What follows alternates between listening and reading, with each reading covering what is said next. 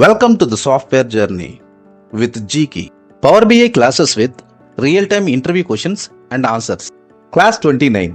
The difference between aggregation tables and normal tables in Power BI.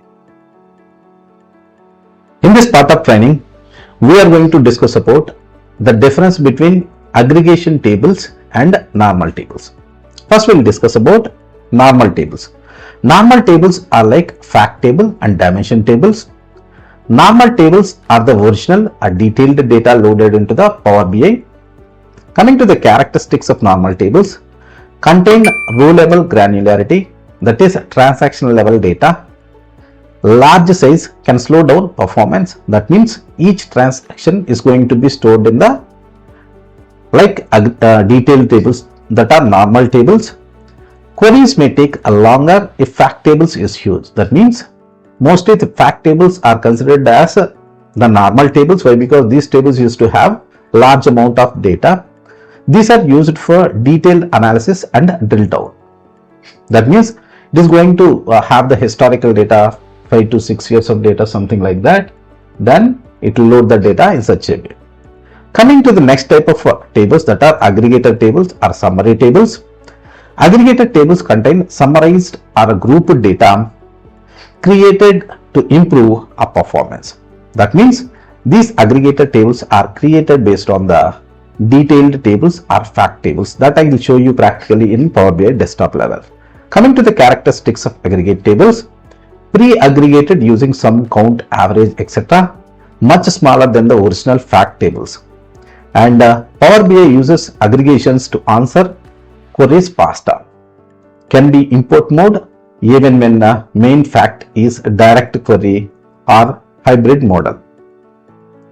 Not used for row level detail, only high level reporting we can use for these aggregation tables. Coming to the examples of normal tables are like date, product, customer, quantity, amount.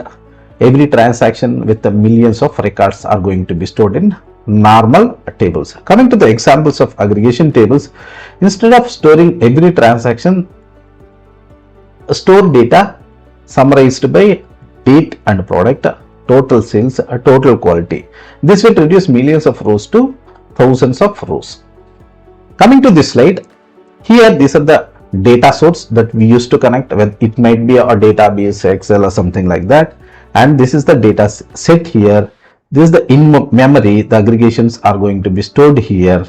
And cache queries, by using query engine in a data set, report queries, we can have different lines. We can create the reports and we can send them. This is the kind of an architecture that used to maintain for these tables. And coming to the aggregator tables, sales aggregate, this is one of the aggregate table which has been created. And these are all the different dimension tables: dim customer, dim geography, dim promotion, dim category, dim product category, dim product, something like that. Based on the sales of thing, the aggregated table has been created. Coming to the difference for normal table and aggregation table. Coming to the different features, first one will be granularity. Here, a detailed level of granularity we used to have, why? Because every transaction is stored in normal tables, whereas aggregator table, summarized or grouped data is going to be stored. Coming to the size, normal tables are with large size and much smaller size for aggregated tables. Performance, slower for large models, whereas aggregator tables which are pre-aggregated, these are fast query performance. Storage modes, usually import and direct query modes that we are going to use. Often import for speed we are going to use in aggregate tables. Purpose of these tables are detailed analysis and drill through. Here in aggregation table, it is high level reporting, performance optimization. We are going to use this aggregation table. Coming to the last use case, day-to-day fact and the dimension tables loading, we are going to use normal tables.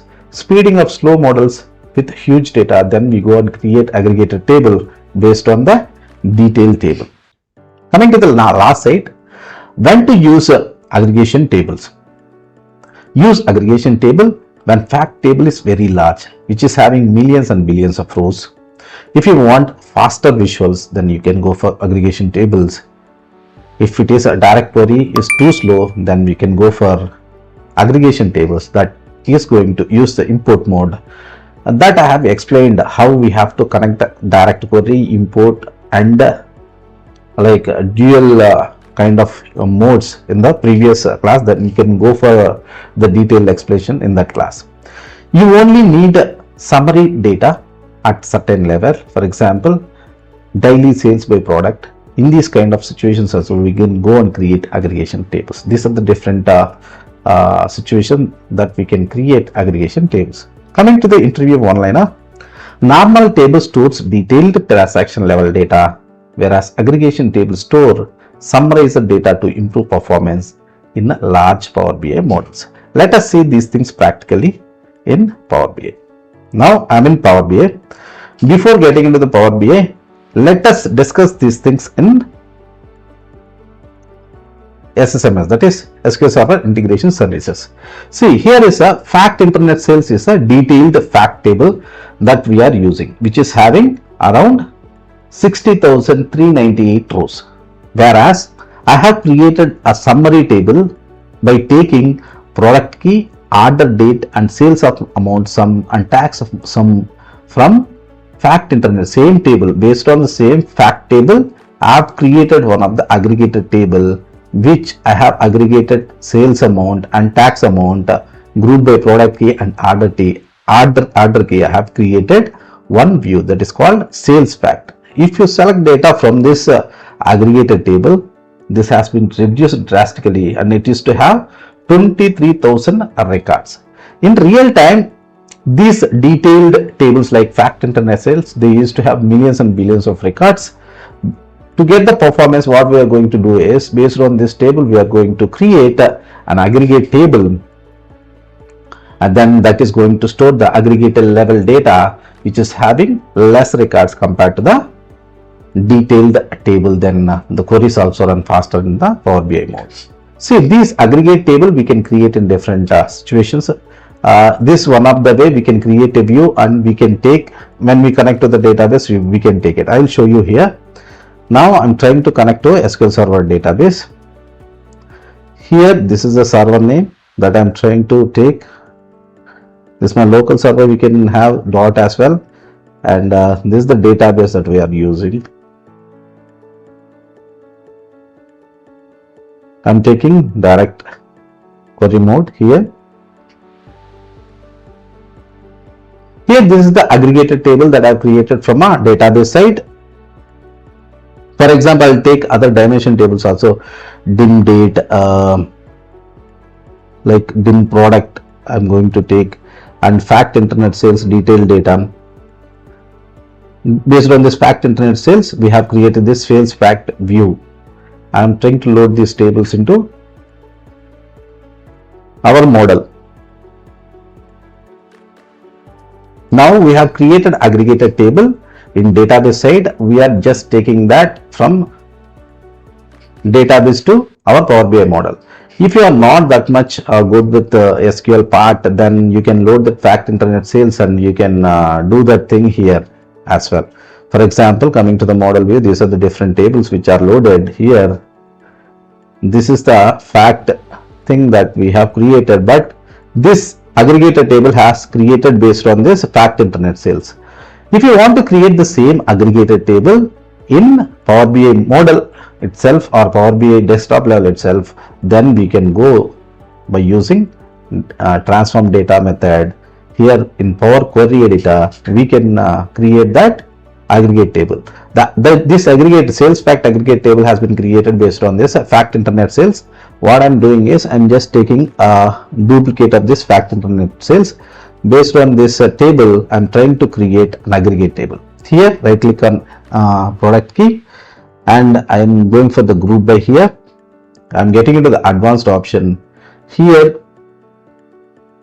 product key, and what is the another key that we are having? Order date key. Based on these two keys, we are grouping, and we are having aggregations. First one is sales, that is on sum of sales. This column is from fact internet sales, which column is one? Sales amount. In the same way, Tax also we are calculating here sum of tax, which is from tax amount, and we are creating this table. See, the same table that I have created by using Power Query Editor. I'm just taking this fact table as a duplicate another table. I can rename it as aggregate table. This aggregate table and fact sales fact both are same, but this aggregate table based on fact table I have created in the Power Query Editor level, and this sales fact I have created from the database level. You can do either way, whatever is feasible for you or convenient for you can do the same. Now I'm closing and applying these changes to our editor.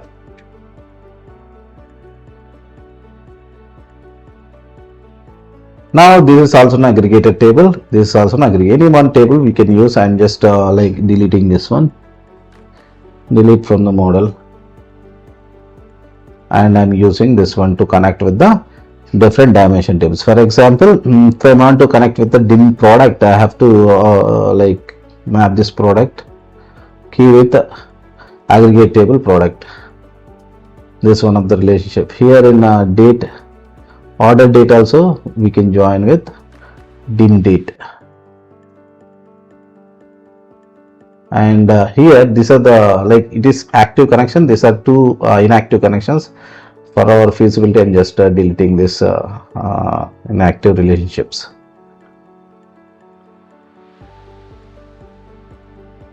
See, now this is in direct query mode. If you want to convert into like dual mode, then you can have these kind of things here. Sum of, we are just referring it to the fact tables sum.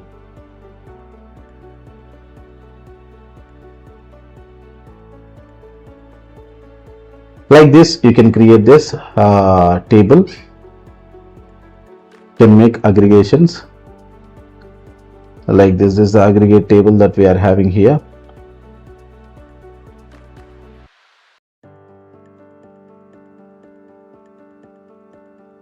Fact internet sales, different values we are having. This or detailed explanation I have given in the previous class that used to explain the input, direct mode and dual mode of things. But for this class, these are the different tables, like normal tables, the fact table and dimension tables, and this is the aggregated table which can be created based on any detailed table, fact or a dimension. We can create an aggregate table. Mostly based on fact tables we are going to create the aggregated tables, and we can use them for our reporting. This is about the normal table and aggregated table. Normal tables used to have millions of records. When they use in the model, you may encounter the performance issues. In such scenarios, you can go and create aggregate table. Then you can make use of the table in the model, and you can build reports which can be faster than the detailed tables data.